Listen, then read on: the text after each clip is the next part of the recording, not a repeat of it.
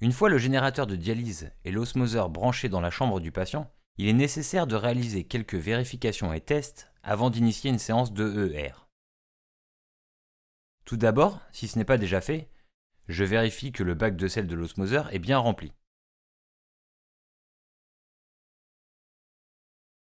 Je récupère ensuite un pot à prélèvement gradué, un kit de test de dureté de l'eau et des bandelettes test de chlore. Nous pourrons généralement trouver ces éléments au-dessus du générateur de dialyse.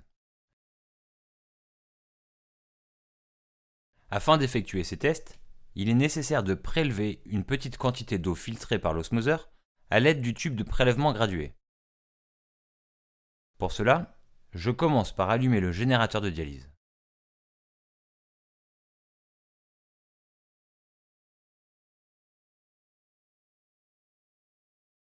Le site de prélèvement de l'eau se trouvera à l'arrière du générateur de dialyse, au niveau du tuyau noir reliant l'osmoseur et le générateur. Pour faire couler de l'eau du tuyau, après avoir allumé le générateur, il suffit de dévisser légèrement la bague grise.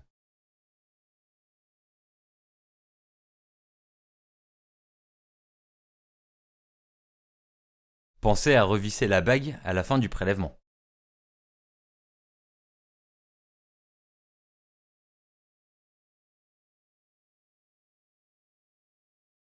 À l'aide d'une seringue de 1 ou 2 ml, je prélève une petite quantité d'eau afin de réaliser le test de chlore.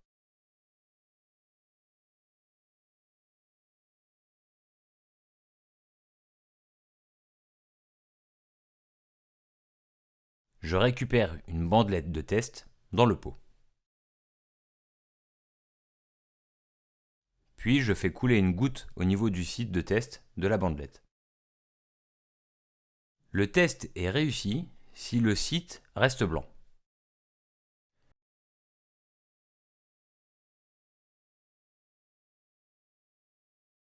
Passons au test de dureté de l'eau.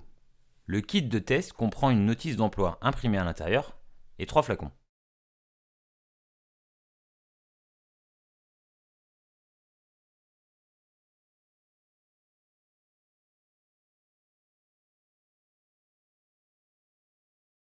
J'ajoute 2 gouttes de réactif K dans mon tube de prélèvement.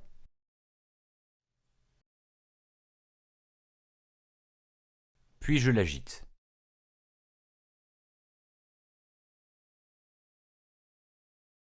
J'ajoute ensuite 5 gouttes de réactif TH1 .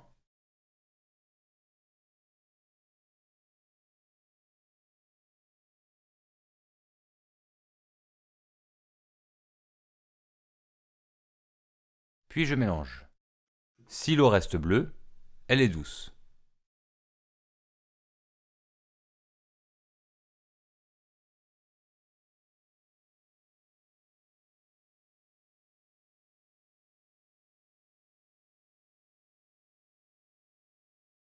Si tous mes tests sont réussis, je suis prêt à monter le générateur pour initier la séance de dialyse.